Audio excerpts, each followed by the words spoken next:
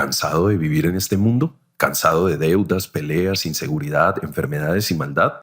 Se bautizó en la iglesia adventista pensando que Jesús ya iba a regresar y van 5, 10, 20, 30 años y no ha pasado nada. Si usted no entiende por qué aún seguimos aquí y por qué tampoco ha ocurrido el derramamiento del Espíritu Santo que todos estamos esperando, y si quiere saber cómo recibirlo, le invito a ver este manual del fin del mundo número 4 para los adventistas del séptimo día. Primero dejemos algo claro, se retarda la mañana, el fin del mundo, por misericordia, porque si el Maestro viniese, muchos serían encontrados sin preparación. Pero ¿quiénes son estos muchos que no están listos para el regreso del Señor? Serán tal vez los que no se han bautizado, ¿verdad? No. Leamos, ni uno de cada 20 de aquellos cuyos nombres están registrados en los libros de la iglesia se haya preparado para terminar su historia terrenal, y está tan ciertamente sin Dios y sin esperanza en el mundo como el pecador común. Y por si alguien duda a qué iglesia se refiere, leamos esta otra cita. No hay uno entre 20 de los que tienen buena fama entre los adventistas del séptimo día que esté viviendo de acuerdo con los abnegados principios de la palabra de Dios. Alguien dirá, hermanos, si las cosas están tan mal en nuestra organización, entonces fácil, acabémosla y fundemos otra iglesia. Tampoco no. Es interesante que después de la cita que acabamos de leer de la hermana White, ella escribió, amo a esta iglesia a pesar de sus defectos, que sus enemigos no se atrevan a aprovecharse del hecho de que se los amonesta, que se los reprenda es precisamente la evidencia de que son los hijos de Dios. Entonces, ¿qué debemos hacer para estar listos para el regreso del Señor? No necesitamos una nueva iglesia, necesitamos una nueva vida. En este punto es bueno recordar que para este tiempo del fin el Señor ha enviado 2 mensajes, uno para la iglesia que está en Apocalipsis 3 y otro para el mundo que está en Apocalipsis 14. En esencia, estos 2 mensajes son el mismo, son el Evangelio eterno o el mensaje de la justificación por la fe en Cristo. Es fácil. El mensaje de la justificación por la fe es el mensaje que está en cada una de las páginas de la Biblia, que el peor de los pecadores puede convertirse en un santo por el poder milagroso del Señor. Más claro, si creemos que Jesús puede y quiere cambiarnos, Él lo hace. Jesús tiene el poder para cambiar todo pensamiento, gusto, hábito o costumbre que pertenezca a la carne o al mundo, sea este grande o pequeño. Lo grande o lo pequeño lo define la luz que cada uno hemos recibido, porque Jesús dijo, todo aquel a quien le ha sido dado mucho, mucho se demandará de él, y de aquel a quien le confiaron mucho, se le pedirá más. Aquí es donde el mensaje para los adventistas y para los del mundo se divide. Son buenas y malas noticias. Leamos. Los adventistas del séptimo día, por sobre todos los pueblos, deben ser modelos de piedad, santos en su mente y su comportamiento. A ellos han sido confiadas las verdades más solemnes que se hayan dado alguna vez a los mortales. Nosotros como pueblo profesamos tener más luz que cualquier otro pueblo de la tierra. Entonces, si la iglesia se comporta igual al mundo, compartirá la misma suerte. O mejor dicho, como recibió mayor luz, su castigo será mayor que el de los impenitentes. Muchos no lo saben, pero a través de la historia el Señor siempre ha tenido un grupo de representantes en el mundo, sean estos un linaje, un pueblo o una iglesia. Siempre ha tenido el mismo plan para ellos, siempre se los ha dejado escrito y siempre tristemente se han negado a cumplirlo. Comprobémoslo. Dios eligió al pueblo de Israel, les dejó el Pentateuco escrito por Moisés. La primera generación obedeció, pero luego durante más de 1000 años las demás generaciones no quisieron obedecerlo y los israelitas terminaron crucificando al mismo Señor que era su misión predicar. Entonces Dios los desechó y escogió a la iglesia cristiana. A ellos también les dejó el Nuevo Testamento. Pero como Israel, solo la primera generación obedeció y otra vez, por más de 1000 años, los cristianos fueron rebeldes al plan de Dios aún después de la Reforma. Entonces Dios escogió a los adventistas y otra vez les dejó escrito su plan, incluso más especificado que en las 2 veces anteriores. Por ejemplo, sabemos en detalle lo que ocurrió en el pasado y también lo que va a ocurrir en el futuro. El Señor nos reveló cómo ser superiores a cualquiera en casi cada área de la vida. En educación, salud, vida familiar, nutrición, agricultura, cómo fundar restaurantes, imprentas y hospitales exitosos. Leamos por qué lo hizo. Es el propósito de Dios manifestar por medio de su pueblo los principios de su reino. A fin de que en su vida y su carácter se revelen estos principios, desea separarlos de las costumbres, los hábitos y las prácticas del mundo. Cuando la ley de Dios quede así ejemplificada en la vida, el mundo mismo reconocerá la superioridad de los que le aman, temen y sirven a Dios, con respecto a cualquier otro pueblo del mundo. En resumen, el mensaje para el pueblo de Dios desde Moisés, pasando por el Nuevo Testamento y hasta la hermana White, siempre ha sido el mismo, porque el problema siempre también ha sido el mismo. Practiquen en su vida diaria lo que está escrito o no podrán cumplir su misión y finalmente serán desechados. Comprobémoslo. Moisés escribió, sean santos porque yo, el Señor su Dios, soy santo. Yo les he enseñado las leyes y los decretos que el Señor mi Dios me ordenó para que los pongan en práctica en el país que van a ocupar. Cúmplanlos y practíquenlos porque de esta manera los pueblos reconocerán que en ustedes hay sabiduría. Jesús dijo, todo el que oye mis palabras y las pone en práctica, lo compararé a un hombre inteligente que construyó sobre la roca. Luego el apóstol Pedro dijo, sean santos en toda su forma de vivir. Y acto seguido repitió las palabras que Moisés había escrito. Sean santos porque yo soy santo. El mismo mensaje. ¿Será que la hermana White escribió lo mismo u otra cosa? Leamos.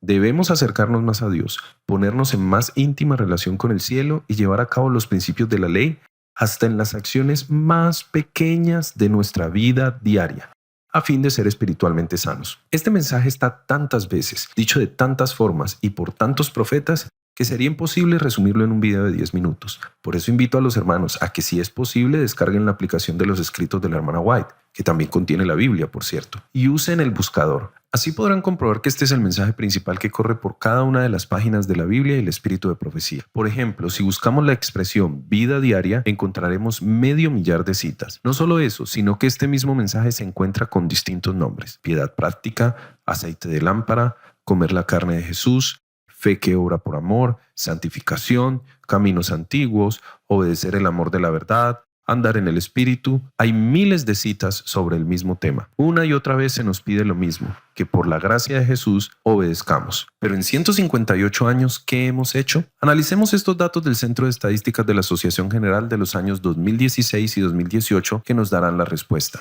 Advertencia: nos vemos forzados a dar los siguientes datos no porque hallemos placer en señalar las deficiencias de la iglesia, sino porque se ha vuelto popular aún entre nosotros los adventistas decir que la iglesia está floreciendo, que somos especiales, que estamos muy bien. Así que pocos ven la necesidad de un arrepentimiento, pero a menos que conozcamos nuestra verdadera condición delante de Dios, tiempo de angustia sorprenderá a muchos adventistas sin preparación. Comencemos. En los últimos 50 años se han bautizado 32 millones de adventistas. De esos 32 millones quedaron 19 porque casi la mitad no volvió a la iglesia. Con lo que de paso se prueba que las megacampañas, los programas ostentosos y los números no son siempre evidencia de que estamos progresando. En resumen, bautizamos 10 y se salen 4. Tal vez hemos olvidado que no es con ejército ni con fuerza, sino con el espíritu.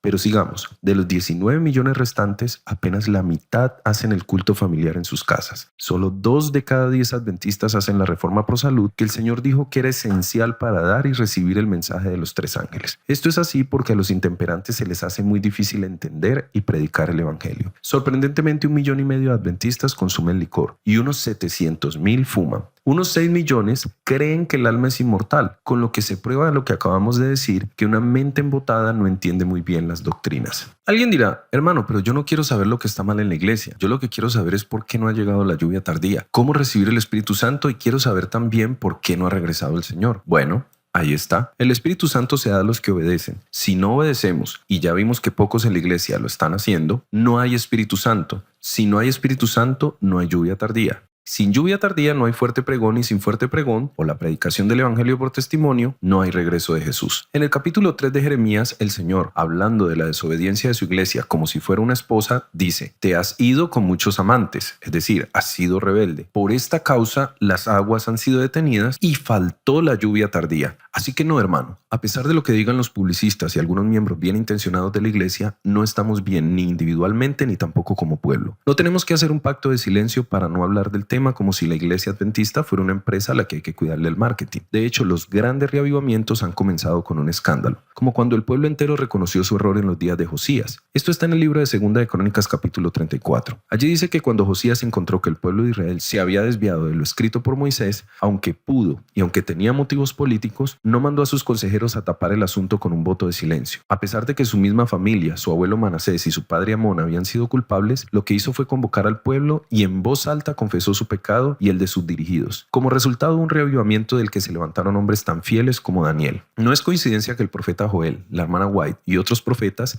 digan que cuando se convoque a la iglesia del último tiempo, es decir, nosotros, a llorar, a ayunar, a confesar que hemos pecado y a volver al camino, el Espíritu del Señor vendrá. Leamos: si pudiese pudiese descorrerse el telón y pudieseis discernir los propósitos de Dios y los juicios que están por caer sobre un mundo condenado, si pudieseis ver vuestra propia actitud, temeríais y temblaríais por vuestras propias almas y por las almas de vuestros semejantes. Haríais ascender al cielo fervientes oraciones con corazón angustiado. Lloraríais entre el pórtico y el altar, confesando vuestra propia ceguera y apostasía. El mensaje a la Odisea que curaría la iglesia tiene tres componentes: una exposición de nuestros pecados, una reafirmación de nuestro llamamiento y la fórmula para cambiar. Pero hay dos tipos de personas en la iglesia que no permiten que ese mensaje llegue. Están los que toman solo la primera parte y hablan de lo que está mal, desde el color de los clavos del púlpito hasta el último de los pastores de la asociación general. Y puede que lo que digan no sea mentira, pero sin los otros dos componentes, hacer eso está mal. No es distinto a lo que hace Satanás. En el lado opuesto están los que dicen que nadie puede mencionar una sola falla en lo que hacemos como iglesia porque estaría atacándonos. Estos ignoran que si nada está mal, si Dios no nos reprende, entonces ni somos hijos ni necesitamos cambiar. Y adiós mensaje a la Odisea. Permítame dar estas cifras para los que piensan que con suficientes estrategias empresariales completaremos la misión. En 1900 éramos 100,000 adventistas y no se completó la misión. En 1950 llegamos al 1,000,000 y no se completó la misión. En el año 2000 éramos 10 millones y no se completó la misión. Ahora somos 20 millones y seguimos sin completar la misión. Humanamente no somos una comunidad importante. Somos apenas el 0.2% de la población mundial. Al ritmo que vamos con mucho esfuerzo, en unos 200 años llegaremos al 2%.